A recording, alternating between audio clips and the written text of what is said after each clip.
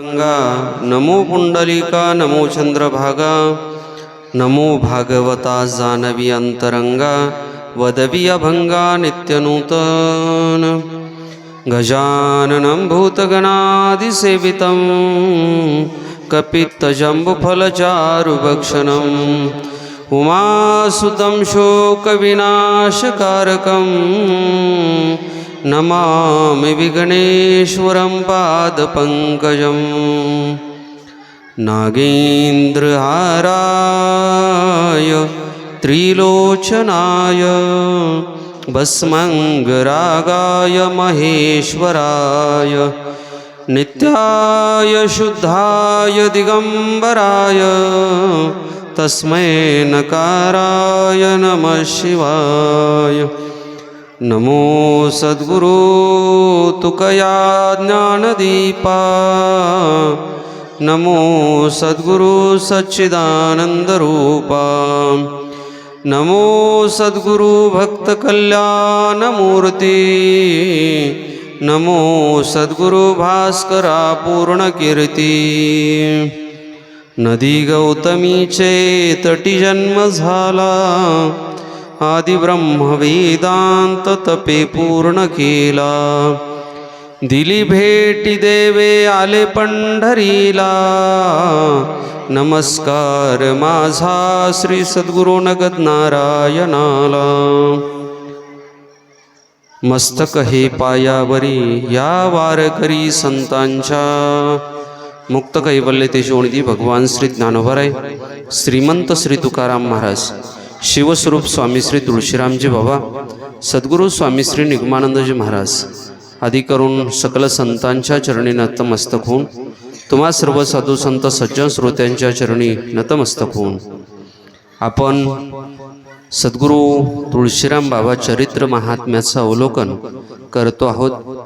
आजचा आपला हा तिसरा अध्याय आहे आणि तिसऱ्या अध्यायाचं अवलोकन आपल्याला करायचं आहे। रात्री आपण पाहिलं सद्गुरु तुळशीराम बाबांचा जन्म आणि त्यांच्या माता पित्यांचं चरित्र पाहिलं, त्याचबरोबर बाबांचे जे बंधू आहेत त्यांचं सुद्धा थोडक्यात चरित्र आपण कालच्या दिवशी श्रवण केलेलं आहे। आजच्या या तिसऱ्या अध्यायाच्या माध्यमातून ग्रंथकर्ते सद्गुरु तुळशीराम बाबांचं महात्म्य व्यक्त करत असताना अध्यायाच्या आरंभी पंढरीश पांडुरंग परमात्म्याला वंदन करताना खूप गोड शब्दामध्ये पांडुरंग परमात्म्याचं वर्णन करतात। नमो विश्वरूपा नमो पांडुरंगा, हे विश्वरूप असलेल्या पांडुरंगा मी तुम्हाला नमस्कार करतो। तुम्ही पुंडलिकासाठी चंद्रभागेच्या किनाऱ्यावरती येऊन राहिलात म्हणून मी तुम्हाला वंदन करतो। माझ्या वाणीतून माझ्या मुखातून अभंग असणारं सद्गुरु तुळशीराम बाबांचं गोड असं चरित्र तुम्ही वदवावं सांगावं। तुम्ही होता सखा जरी, हे देवा तुम्ही जर माझे सखे झालात सोबती झालात तर मग अवघे विश्व कृपा करी, सगळं विश्व माझ्यावरती कृपा करेल। तुम्ही दीनानाथ आहात, तुम्ही पांडुरंग आहात आणि हे देवा तुम्ही मुरारी सुद्धा आहात, म्हणून मला तुमची विशेषत्वान आवड आहे। या लागी तव चरणावर ओपविले मन चित्त शरीर, माझं मन माझं चित्त आणि माझं संपूर्ण शरीर हे पांडुरंगा तुमच्या चरणावरती मी वाहिलेलं आहे आणि मी आता सवेची लगेच तटस्थपणानं सद्गुरु तुळशीराम बाबांचं महात्म्य वदण्यासाठी बोलण्यासाठी सज्ज झालेलो आहे।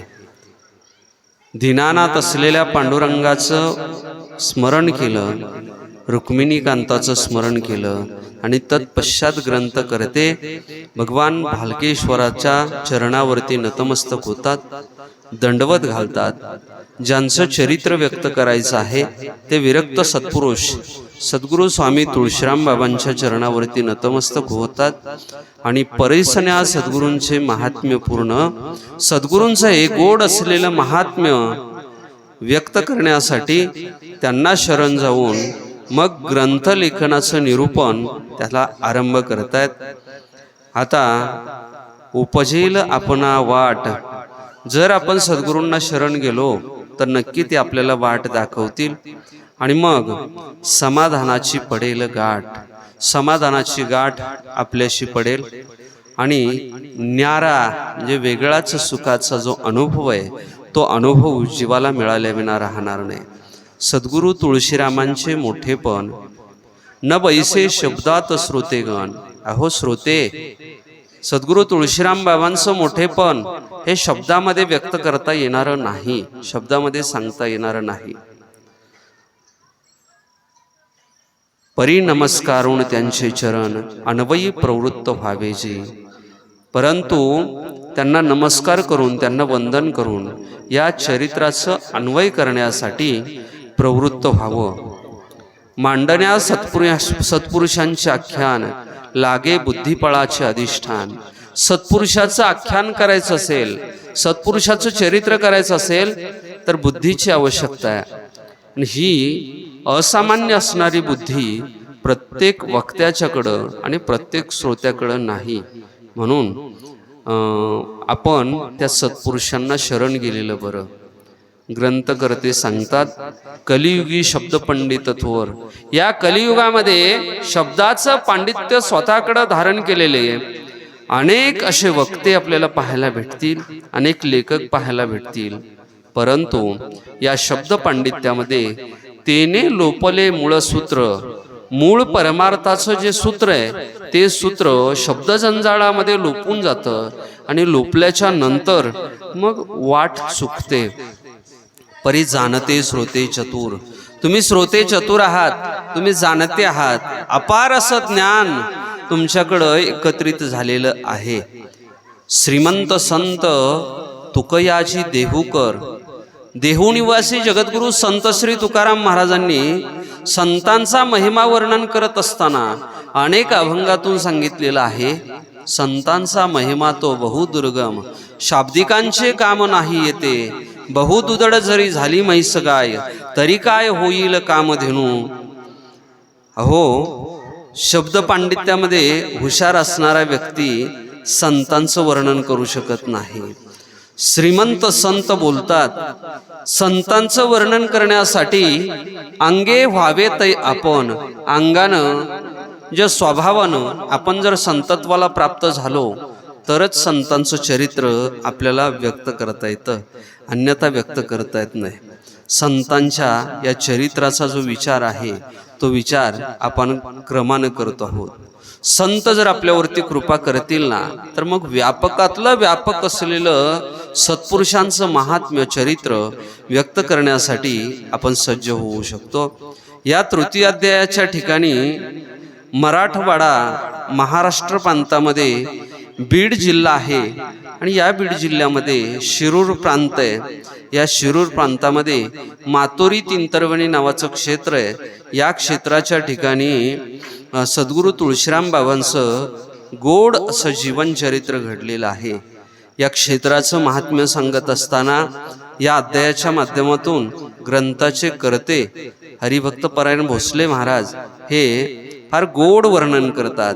पहा, हे भामगिरीचं ठिकाण, भालकेश्वराचं ठिकाण नेमकं कुठं आहे त्याचं भौगोलिक वर्णन इथं केलेलं आहे. या परिसरामध्ये असलेल्या इतर ऋषींची ठिकाणं त्यांचंही वर्णन केलेलं आहे. ऋषी धौम्य यांचे ते पवित्र स्थळ कुठं आहे? हे मातोरी तिंतरवणी गाव. धौम्य डोंगर अतिविख्यात. धौम्य ऋषींनी साधना येत अनुष्ठान पायी केले. धौम्य ऋषींचा डोंगर आहे, सध्या भगवानगड असं आपण म्हणतो. तिथं धौम्य ऋषींनी तपश्चर्या केलेली आहे. पांडवांचे गुरु धौम्य ऋषी. आणि त्या धौम्य ऋषीच्या डोंगराच्या भोवती अनेक ऋषी मंडळ आहे. त्या ऋषी मंडळांनी समाध्या घेतलेल्या आहेत. ग्रंथकर्ते सांगतात, भोवताली त्यांच्या ऋषी मंडळ तेथेची घेतली समाधी आढळ. जनार्दन स्वामींनी श्रोते हो. त्याच धौम्य ऋषीच्या परिसरामध्ये, भगवानगडाच्या परिसरामध्ये जनार्दन स्वामींनी समाधी घेतलेली आहे. बीड प्रांताचं मोठेपण असं आहे, ऐका शांत सावधान. श्रोते हो, तुम्ही शांत आणि सावधान ऐका. थोडं विस्तारानं कथन होईल, पण गरज आहे त्या कथनाची, म्हणून ते कथन करतोय.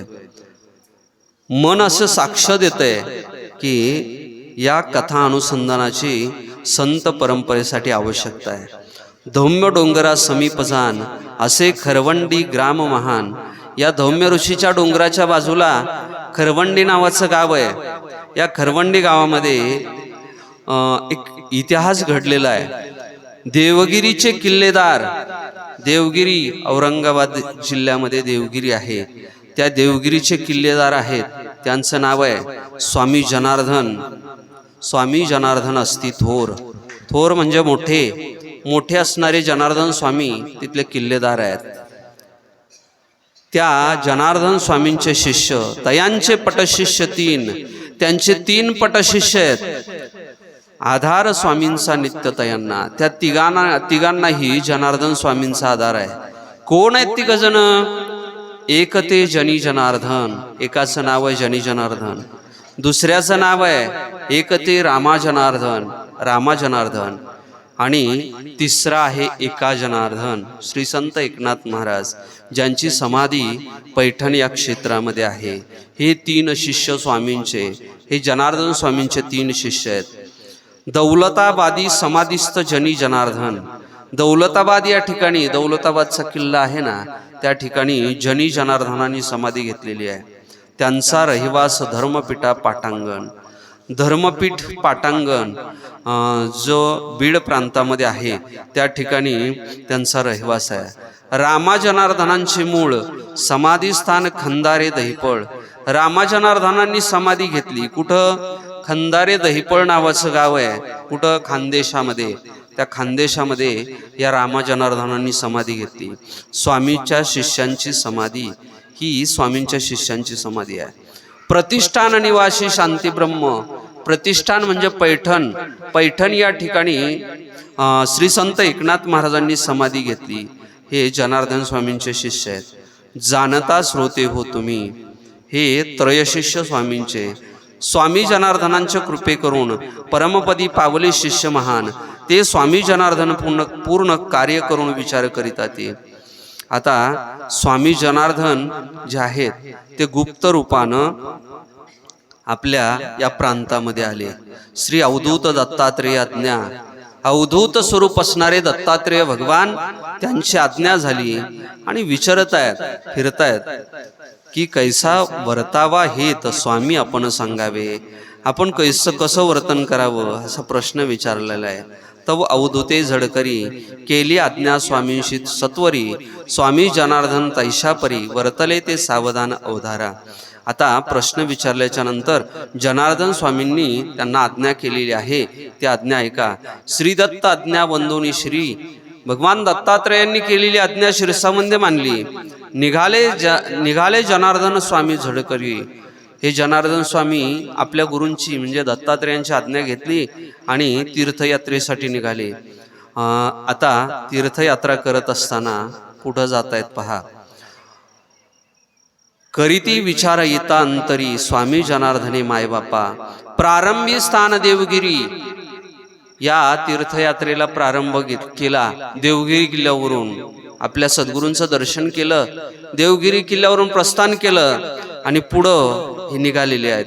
पाटी पातले ब्रह्मगिरी. ब्रह्मगिरी नावाचा पर्वत आहे, त्या ब्रह्मगिरीवरती गेले. त्याची पावले केदारी. त्याच पावलानं केदारेश्वराचं दर्शन घेतलेलं आहे. श्रोते सावचित्त अवधारा. आता हा केदारेश्वर कुठं आहे माहिती आहे का? केदारेश्वर आपल्या जवळच आहे. धरुणी दक्षिणेचा पंत स्वामी आले केदारात. दक्षिणेचा पंत धरला आणि केदारनाथाच्या दर्शनासाठी जनार्दन स्वामी आले. तिथं आल्याच्या नंतर काय केलं? पूजा करुणी तवतीत समाधान पावले. केदारेश्वराची पूजा केली आणि समाधान त्यांना झालं. मग चतुर असणारे श्रोते प्रश्न विचारतील. जनार्दन स्वामी समाधान पावले, मग पूर्वी का त्यांच्या अंतःकरणामध्ये उद्विग्नता होती का? शंका आहे, मनामध्ये शंका येते. या शंकेचं समाधान सुद्धा ग्रंथाच्या कर्त्यानं केलेलं आहे. शांत प्रसन्न मन करून माऊलींनी जे कथन केलं, ज्ञानेश्वर माऊलींनी, त्या कथनाचा संदर्भ देत इथं ग्रंथाचा कर्ता सांगतो, श्रोते तुम्ही सज्जन आहात, सावध ऐका. पाहे पा दूध पवित्र आणि गोड. दूध पवित्र आहे आणि गोड आहे. पण हे कुठं आहे? पाशी त्वचेची या पदराड, गाईच्या त्वचेच्या पदराड हे दूध पवित्र असणार, गोड असणार आहे. पण हे दूध जरी गोड असलं, पवित्र असलं, तरी ज्यावेळेस हे दूध घरामध्ये आणलं जातं त्यावेळेस आपण काय करतो? तरी सदनी चालतो सुरवाड. घरामध्ये आणल्याच्या नंतर सुरवाड चालतो, म्हणजे त्याच्यावरती प्रक्रिया केली जाते की दुधा माझी वाढा शर्करा गोड तैशा परी. त्या दुधामध्ये साखर वाढा, तूप वाढा, हे सगळे अट्टहास केले जातात. अगोदरच दूध पवित्र आहे, अगोदरच दूध गोड आहे, त्या दुधाला पुन्हा साखरेची आवश्यकता नाही, त्या दुधामध्ये पुन्हा तूप टाकण्याची आवश्यकता नाही. पण पवित्र असलेल्या दुधाला पुन्हा आणखी गोड करण्यासाठी आपण साखर टाकतो, पुन्हा त्याला चविष्ट बनवण्यासाठी त्याच्यामध्ये तूप वगैरे टाकतो. तसं हे जनार्दन स्वामी आहेत ना, अनेक तीर्थांची यात्रा करता करता केदारेश्वराच्या मंदिरामध्ये येऊन पोहोचलेले आहेत. आणि स्वामी जनार्दनांनी केदारेश्वराची पूजा केलेली आहे. केदारेश्वराची पूजा झाल्याच्या नंतर दक्षिणेस हरिहर नावाचं तीर्थक्षेत्र आहे. हरिहरेश्वर, सध्या तोंडोळी या गावामध्ये हरिहरेश्वराचं मंदिर आहे. या हरिहरेश्वराचं दर्शन घेतलं. त्याचबरोबर ऋषी धौम्याचा डोंगर, धौम्य ऋषींचा डोंगर म्हणजे भगवानगड, त्या भगवानगडावरती जाऊन धौम्य ऋषींचं दर्शन घेतलं. स्वामी तटस्थ पाहती, तिथं धौम्य ऋषींच्या सानिध्यामध्ये जनार्दन स्वामी तटस्थ झालेले आहेत आणि पाहतायत कुठं जावं, काय करावं हा विचार करत असताना ते सभोवताली सगळ्या ऋषींचा मेळा पाहिल्याच्या नंतर अंतःकरणामध्ये जनार्दन स्वामींच्या समाधान पावलेलं आहे. आणि समाधानी वाटल्याच्या नंतर स्वामी पातले खरवंडी, खरवंडी नावाच्या गावामध्ये जनार्दन स्वामींचं आगमन झालं. तिथं त्यांनी समाधी घेतली. एका जनार्दनी वंदी श्रोते सज्जन भाविक हो. जनार्दन स्वामींना वंदन करून ग्रंथकर्ते सांगतात की तिथं खरवंडी या गावामध्ये जनार्दन स्वामींनी समाधी घेतली. आजही खरवंडी गावामध्ये जनार्दन स्वामींची समाधी आपल्याला पाहायला भेटते. याच प्रसंगाचे करिता कथन श्रोते हो ऐका सावधान. धौम्य डोंगराचे मूळ कथन संदर्भा कारण परिसावे. आता धौम्य ऋषींचा डोंगर, तिथं धौम्य ऋषी आले कसे, धौम्य ऋषींनी तिथं समाधी वगैरे कशी घेतली, याचा जो पुराणकालीन इतिहास आहे तो पुराणकालीन इतिहास इथं ग्रंथकर्त्यानं लिहिलेला आहे. फार गोड लिहिलेलं आहे. ते सांगतात पांडवांचे कुलगुरू अस्तिजान. धौम्य ऋषी कोण आहेत? पांडवाचे कुलगुरू आहेत. ऋषी धौम्य होते आपण. ज्या क्षेत्री तयांनी स्वये करून वास्तव्य केले सज्जन हो. ज्या ठिकाणी स्वतः धौम्य ऋषींनी वास्तव्य केलं तो ऋषी धौम्याच्या आदिवासी जाण. पावन आणि पवित्र वन या लागी डोंगरा जन धौम्य डोंगर बोलती. धौम्य ऋषींनी तिथं राहिले, तपश्चर्या केली, म्हणून लोक त्याला धौम्य डोंगर किंवा धौम्य ऋषींचा गड असं त्याचं पूर्वीचं चिंतन आहे. असं या धौम्य ऋषींच्या स्पर्शे पावन झालेलं तो धौम्य डोंगर आणि धौम्यांची पादुका समाधी याचं सगळं अवलोकन केलं, दर्शन केलं. आणि खरवंडी नजीकच्या टेकडीवर ते चिंतनासाठी सावधान बसलेले आहेत. मातोरी तिंतरवणीच्या पंचकृषी जाण आहे ती जी तीर्थे महान. संदर्भा लागी तयाचे चिंतन करणे क्रमप्राप्त भाविक हो. या मातोरी तिंतरवणी परिसरामध्ये जी तीर्थक्षेत्र आहेत, इतर ऋषींच्या समाध्या आहेत, संदर्भासाठी त्यांचं सुद्धा चिंतन करणं अगत्याचं आहे. आता धौम्य ऋषी डोंगराच्या बाजूला काशी केदारेश्वराचं मंदिर आहे. काशी केदारेश्वराचं पवित्र असं क्षेत्र आहे. शिवकृपा करून त्या ठिकाणी विराजमान झालेला आहे. या पंचकृषीमध्ये सप्तऋषींचं दिव्य असं अनुष्ठान आहे. नगर जिल्ह्यात शेवगाव नावाचं महान असं गाव आहे. त्या शेवगाव गावामध्ये नागलवाडी हे छोटंसं गाव आहे. या नागलवाडी गावामध्ये ऋषींच्या परंपरेमधील काशीनाथ नावाचे ऋषी आहेत आणि त्या काशीनाथ नावाच्या ऋषींनी भगवान भोलेनाथांची स्थापना त्या केदाराच्या ठिकाणी केलेली आहे. म्हणून त्यांना काशी केदार असं म्हटलं गेलेलं आहे. याच काशी केदारा समीप ऋषी वाल्मिकींचे पवित्र स्थान स्थान. काशी केदाराच्या बाजूलाच वाल्मिक ऋषींचं पवित्र असं स्थान आहे. वाल्मिक ऋषी कोण आहेत? ज्यांनी राम जन्माला येण्याच्या पूर्वी 11,000 वर्ष रामायण लिहिलं ते वाल्मिक ऋषी आहेत. संस्कृतमधून रामायणाची रचना करणारे आद्य कवी म्हणून वाल्मिक ऋषींच्याकडं पाहिलं जातं. या वाल्मिक ऋषींचं पवित्र असं स्थान त्या काशी केदाराच्या बाजूला आहे. तिथं वाल्मिक ऋषींनी तपश्चर्या केलेली आहे. राजयोगींचा जो ग्रंथ आहे, जो मिसाळ बाबांनी लिहिलेला आहे, त्या मिसाळ बाबांच्या ग्रंथामध्ये हे सगळं वर्णन आलेलं आहे. लक्ष्मणाकरवी सीतेला वनामध्ये पाठवलं असताना प्रभू श्रीरामांनी त्यावेळेस तिला ज्या ठिकाणी ठेवलं ते ठिकाण म्हणजे काशी केदाराचं ठिकाण. त्या ठिकाणी आजही आपल्याला सीतेची न्हाणी आणि सीतेच्या स्वयंपाकाचं साहित्य वगैरे पाहायला भेटतं. त्याचं गोड असं वर्णन इथं ग्रंथाच्या कर्त्यानं केलेलं आहे. निवासली तेथे राघव कांता. राघवाची कांता म्हणजे प्रभू श्रीरामांची पत्नी ती तिथं राहिलेली आहे.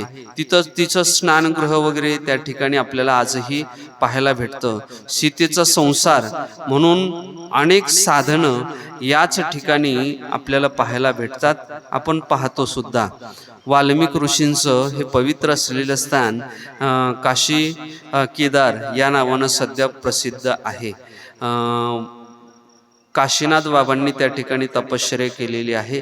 त्याचं सुद्धा वर्णन इथं ग्रंथकर्त्यांनी केलं. काशीनाथ बाबांची एक बहीण आहे, तिचं नाव आहे माता दुर्गा. त्या दुर्गा मातेचं सुद्धा काळ्या पाषाणामधलं सुंदर असं मंदिर त्या काशी केदारेश्वराच्या ठिकाणी आपल्याला पाहायला भेटतं. काशीनाथ आणि त्यांची बहीण दुर्गा दोघंही त्या ठिकाणी समाधिस्थ झालेले आहेत. इथूनच गुप्तगंगा निघालेली आहे, जिला पाताळगंगा असं म्हटलं जातं. महादेवाचा दरा म्हणून नाव आहे. बाणाकृती असं कुंड तिथं निर्माण झालेलं आहे. ऋषी परंपरेचं श्रेष्ठपण असलेलं कमंडलेश्वर म्हणजे कमंडलू पारगाव हे त्या ठिकाणी आजही विराजमान आहे. त्याचं वर्णन करत असताना ग्रंथकर्ते सांगतात, तैशेची या नजदीक जाण ऋषी परंपरांचे असे श्रेष्ठपण. कमंडलू पारगाव शिवारी जाऊन कमंडलू तीर्थ पाहावे. तिथं कमंडलू तीर्थ पाहावं. डोंगराच्या पूर्वेला कमंडलू तीर्थ आहे, तिथं पंचमुखी महादेवाचं स्थान आहे. खडकामध्ये एक गोड पाण्याची विहीर आहे. कदापिही त्या विहिरीचं पाणी आटत नाही, सदा सर्व काळ झरा वाहताय. अखंड वाहे तीत तीर्थ तया जन बोलती समस्त. पराशर ऋषी कमंडलू तीर्थ, तिथं पराशर ऋषी आहेत आणि त्या पराशर ऋषींनी तिथं समाधी घेतलेली आहे. ऋषी पराशर कोण आहेत? महर्षी व्यासांचे शिष्य आहेत. परीक्षिती आणि मुनिशुक ही त्यांची परंपरा आहे. पराशराच्या वास्तव्यानं महान झालेलं प्रसिद्ध असं कमंडलू पारगाव ते मातोरी तिंतरवणी या क्षेत्राच्या जवळच आहे. याच्यानंतर ग्रंथकर्ते सांगतात, ऐसे महान आणि धीर गंभीर अशी बरीच क्षेत्र या ठिकाणी पाहायला भेटतात. तसेच ऋषीशृंग काशी केदारा समीप गाव शृंगेरी नावाचं गाव आहे आणि त्या शृंगेरी, त्याला सध्या शिंगोरी म्हणतो आपण, त्या शिंगोरी किंवा शृंगेरी या शृंगेरी गावामध्ये ऋषीशृंग प्रभू श्रीरामांच्या जन्माच्या पूर्वी राजा दशरथानं शृंगी ऋषींना आणलं आणि त्यांच्याकरवी यज्ञ तो आरंभीला प्रसंगी पुत्र कामेष्टी नावाचा यज्ञ ज्यांच्या हातून केलेला होता, त्या ऋषीशृंगांचं गाव शृंगी ऋषींनी जिथं तपश्चर्या केली ते शिंगोरी किंवा शृंगेरी हे जवळच या ठिकाणी वास करतं आहे. करिता मंदिर पाया खोदन, तिथं शृंग ऋषींचा शोध कसा लागला याच्याविषयीचा जो इतिहास आहे तो इतिहास सुद्धा इथं सांगितला गेलेला आहे. खेमदास नावाचे एक साधू आहेत आणि त्या साधूंनी तिथं प्रभू श्रीरामांचं मंदिर बांधण्यासाठी सुरुवात केलेली आहे. मंदिर बांधायला पाया खांदायला सुरुवात केली आणि पायाचं खांदकाम चालू असताना तिथं शृंगी ऋषींच्या ज्या मूर्ती आहेत त्या मूर्ती सापडल्या. एक गुहा सापडली आणि त्या गुहेमध्ये विवर आहे, गुहा आहे, आणि त्या गुहेमध्ये ऋषीशृंगांच्या मूर्ती आणि त्यांच्या पादुका सापडल्या. त्यावेळेसपासून शृंग ऋषींचं शृंगेरी या गावाचा शोध लागला. हे शृंगेरी गाव धौम्यगडाच्या बाजूलाच आहे. ग्रंथकर्ते त्याचं सुद्धा सुंदर वर्णन करतायत. या खेमदासांनी त्याचा शोध लावला, त्याचं सुद्धा वर्णन केलेलं आहे. गोमातेसारखं त्यांचं शृंग आहे म्हणून त्यांना शृंगेरी असं नाव पडलेलं आहे. राजा दशरथाच्या पुत्रकामेष्टी यज्ञासाठी त्यांना आवर्जून पाचारण केलेलं होतं असं सुद्धा वर्णन या ठिकाणी केलं गेलेलं आहे.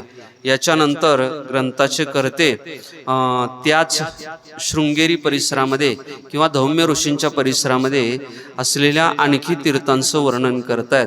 जैसे ऋषी धौम्य थोर, तैसेची काशी केदारेश्वर, काशी बाबा जनार्दन स्वामी अपार कीर्ती मिळून गेले की, तैशाची रीती पराशर, ऋषी व्यास असती थोर. अजून एक ऋषी गलंड, याची पंचकृषी प्रसिद्ध. गलंड नावाचे ऋषी याच परिसरामध्ये वास्तव्यासाठी आहेत.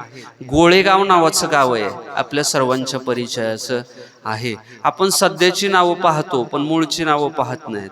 इथं ग्रंथाच्या कर्त्यानं पूर्ण जो इतिहास आहे त्या इतिहासाचं संशोधन करून तो इतिहास आपल्यासमोर ठेवलेला आहे. या गोळेगाव नावाच्या गावाच्या ठिकाणी विभांडक, ज्याचं दुसरं नाव गलगंड आहे किंवा गलंड आहे, अशा त्या ऋषीची जे विवर आहे, समाधी आहे, त्या समाधीचं सुद्धा वर्णन इथं केलेलं आहे. त्याच्यानंतर ऋषी वाल्मिकींच्या आज्ञेनं हे सगळं व्यक्त केलेलं आहे. तयांचा एक संदर्भ, श्रोते हो जाना अर्थगर्भ, विवाद येतेची प्रमाण, चिकित्सा त्याची करावी. होती शृंगाची शृंगे तीक्ष्ण, या लागी त्यास बोलती शृंग.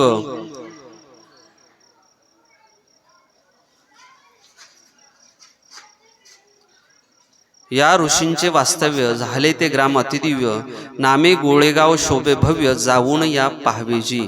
तुम्हाला जर शंका असेल तर तुम्ही गोळेगावमध्ये जा आणि तिथं गेल्याच्या नंतर गलगंड ऋषी, त्या गलगंड ऋषींचं एक गुहा आहे, त्या गुहेमध्ये आजही ती गुहा पाण्यानं भरलेली आहे आणि तिथं त्या गुहेमध्ये त्यांचं तपश्चर्या स्थान आहे.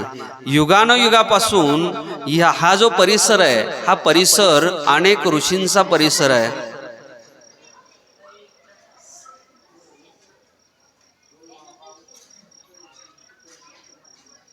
याच परिसरामध्ये भारद्वाज ऋषींचं आश्रयस्थान, त्याला भारजवाडी असं म्हटलं जातं. त्या भारजवाडीच्या ठिकाणी भारद्वाज ऋषींची समाधी वगैरे पाहायला भेटते.